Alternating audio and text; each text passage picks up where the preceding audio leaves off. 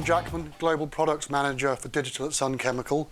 And yes, we do have lots of R&D. I'm not going to talk about any specific applications, but rather just a generic approach of looking at why it's sometimes the chemistry that enables a successful adoption of inkjet solutions in packaging. I have the last slot. That gives me the opportunity really to sort of summarise on some of the thoughts today. And certainly, we came here to talk about the future print for packaging. And I think we all kind of sing the same song. If I can just work this device. The world of print is changing. The world of print for packaging is changing. The run lengths are getting less, and certainly, the world of packaging itself is changing. The whole directives for sustainability, etc., not producing waste, and all the beautiful presentations this morning. The technology is evolving. The print heads are getting better and faster. The equipment's getting better and faster. The software's always improving. It's getting to the point where the market, the equipment, and the capability is all coming together, and we can deliver digital print for packaging. Certainly, the packaging market's evolving, and digital print can support that. So, as a very quick summary and a very high-level view of this, inkjet is now highly evolved. It's very versatile. It can do a lot of things. We've seen some presentations where, in different speeds, widths, and formats, inkjet can do a lot of things. The print heads getting smaller drops and higher resolution, and always getting faster to meet more market needs. The software, the electronics, the nozzle control, image quality improvements, it's all starting to build this ecosystem where things work together to build good solutions. Then, of course, the engineering excellence to support that. Material handling, transports, actually bolting all the stuff together really gives you an insight into what's capable going forwards. And it's scalable. You're not limited by can you go wider, can you go faster. You can put these building blocks together and actually deliver print mechanisms now to meet the needs of almost any market. Fact being, it's not contact. You can create new markets, substrates that are too fragile to press with printing presses. You can just gently put drops on them and print on things that previously you couldn't, or irregular shapes, etc. Also, with no repeat lengths, you can print large prints without having to worry about a cylindrical, traditional print method. But it all comes together so that you can be flexible, do design changes and versioning. And really, that's evolved already in packaging, the needs are there, the technologies are there, and this image taken from Smithers Pyra sort of shows, as an overview, how diverse and how complex the packaging market is, the different substrates, the different applications. These are solutions already in place. Certainly lots of different machines, different substrates, different end-use applications, and different chemistries to actually serve those applications. And the chemistry bit is important, and not to discredit any of the other technology, but the technology is now so advanced, you can assemble things, you can build things, and you can deliver ink onto a substrate in almost any format you'd like.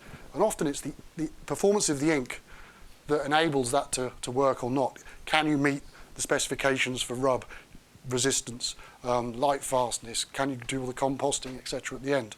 So from sort of cradle to grave, all the way through the product's life cycle, we came here to talk about printing. But it's not just the method of printing and what we're all focused on delivering ink to a substrate. It's about actually the performance of the print. And that means the ink and the substrate together. By the time we get to on the shelf, people don't care how it's printed. They pick up a packet, they want it to look good, feel good, not rub off on their fingers, etc. It needs to work well for the consumer, it needs to work well for the brand owner, it needs to work well for everybody in terms of recycling and also all the sustainability messages that we've heard of a lot today. So the ink's got an ongoing responsibility throughout that, from the beginning to the end. The demands on the print and the demands on the ink are certainly not insignificant. And this is where you need a good ink partner to help deliver these solutions to the market. And there, certainly, Sun Chemical is the world's largest producer of not only inks, but also coatings, pigments, dispersions, etc. So with Sun Chemical and DIC, our Japanese parent company, together, we're able to adopt to lots of markets and deliver the needs for our customers locally. But our inkjet division is centred in terms of its R&D in the UK. And there we look at all the different types of inks. We can have not just packaging, but many different approaches for different needs, different chemistries, different applications. And, this isn't something new for us. We've been doing it for 25, 30 years already, UV and water-based going way back. Primarily, we're focused at OEM solutions, so working with people that build print equipment. So most of our digital ink isn't sold as Sun Chemical ink as such. We label it for other people and it gets introduced to the market this way. So in terms of packaging, we've done some low migration inks, water-based aqueous inks in the last sort of 5 or 6 years or so, really with a vision that the packaging world will evolve, they will adopt inkjet. So we've been producing chemistry to support these growing needs going forwards. In terms of our growth strategy as well, we acquired Sensient last year, good addition to our portfolio, not just the people, but also the additional of technology. And working with supply partners, whether that's printhead guys, integration guides, and the software guys, to bring it all together. But OEM is key. But for Sun Chemical, inkjet's a global business. We've got various sites around the world, but it's fully coordinated and managed from our UK facility. We're probably one of the largest suppliers of inkjet chemistry, produce thousands of tons of digital ink every year, and one of the widest ranges as well. I mean, in water-based, UV, solvent, we do a lot. But just to focus on a little bit of portfolio for packaging, we've got different application needs where you have low migration UV, electron beam curing, you've got water-based inks for flexible packaging. There's ink specifically for paper and board, as you'd expect from an ink company such as ourselves. But it's not just sometimes about the inkjet chemistry in a standalone.